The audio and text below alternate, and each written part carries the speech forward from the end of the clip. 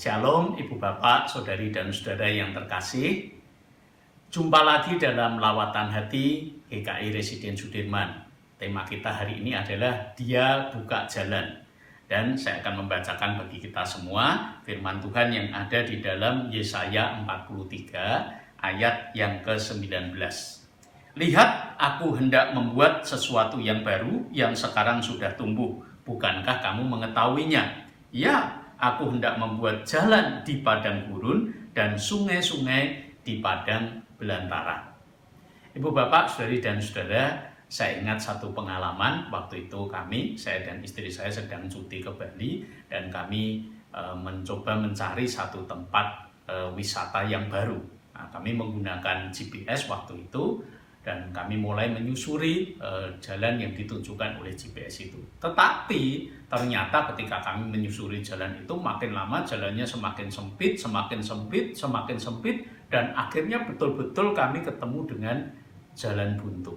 Sehingga kami harus memundurkan mobil kami. Ya, bersyukur kami memakai mobil yang kecil yang tidak terlalu besar sehingga kami masih bisa mundur mencari jalan yang semestinya.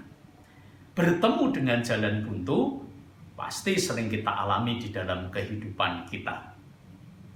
Ketika kita menghadapi masalah, tidak selalu masalah itu gampang kita selesaikan. Sebagian sulit, bahkan sangat sulit, sampai suatu ketika kita berkata bahwa ini sudah jalan buntu. Nah, kita bersyukur bahwa pengalaman berhadapan dengan jalan buntu itu ternyata juga merupakan pengalaman umat Tuhan di masa lalu, sehingga kita bisa belajar bersama, khususnya melalui kitab Nabi Yesaya pada saat ini. Umat Tuhan pada waktu itu betul-betul tidak berdaya dengan situasi yang dihadapinya. Mereka berada di pembuangan di Babel dan mereka tidak tahu apa yang harus dilakukan, bagaimana harus kembali, bagaimana mereka harus membangun kembali negeri mereka.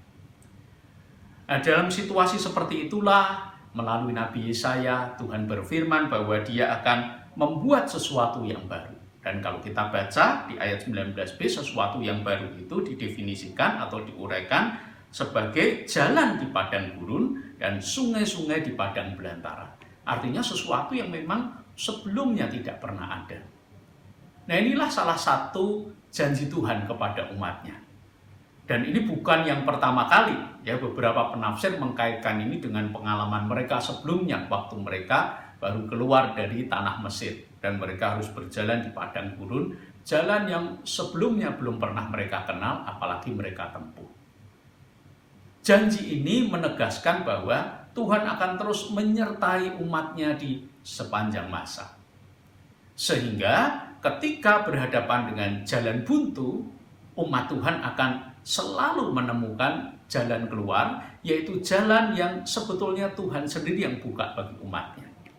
Ibu bapak, saudari dan saudara, kalau saudara punya kesempatan bisa membaca satu website yang judulnya itu adalah Timeline of Historic Invention. Artinya garis waktu mengenai penemuan-penemuan bersejarah. Di situ ada daftar banyak sekali penemuan penting yang dibuat oleh manusia sejak dari zaman batu sampai zaman modern ini. Nah, sebenarnya ini bukan sesuatu yang mengherankan.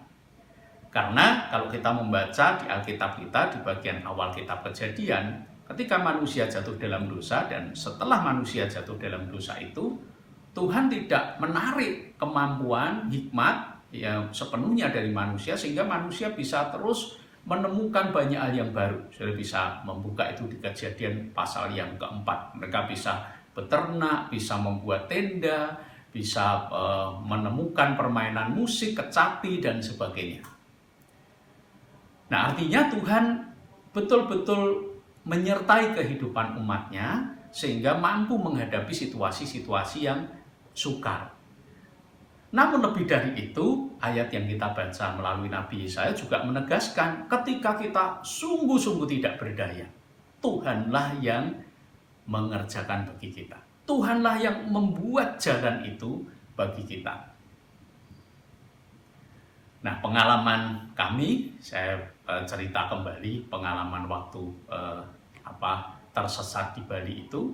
Ketika kami mundur lalu kemudian kami mencoba mencari jalan yang benar. Di luar dugaan kami adalah kami menemukan satu jalan yang namanya belum pernah kami dengar sebelumnya. Mungkin Bapak Ibu juga belum pernah mendengar sebelumnya. Jalan yang namanya adalah jalan meskipun. Ada yang pernah dengar nama jalan meskipun? Ketika kami menemukan jalan itu, kami tidak bisa menahan tawa kami. Dan kami bergurau, meskipun kita tersesat, tapi kita masih bisa tertawa. Nah, betapa baiknya Tuhan. Di tengah situasi yang sukar kita hadapi, kita masih harus menghadapi berbagai persoalan yang sulit, tapi Tuhan menolong kita, bahkan kita bisa menghadapi situasi yang sulit itu dengan sukacita atau bahkan dengan tertawa.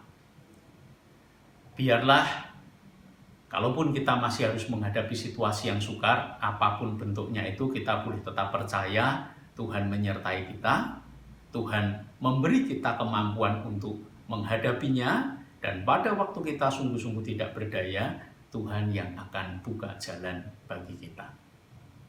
Amin.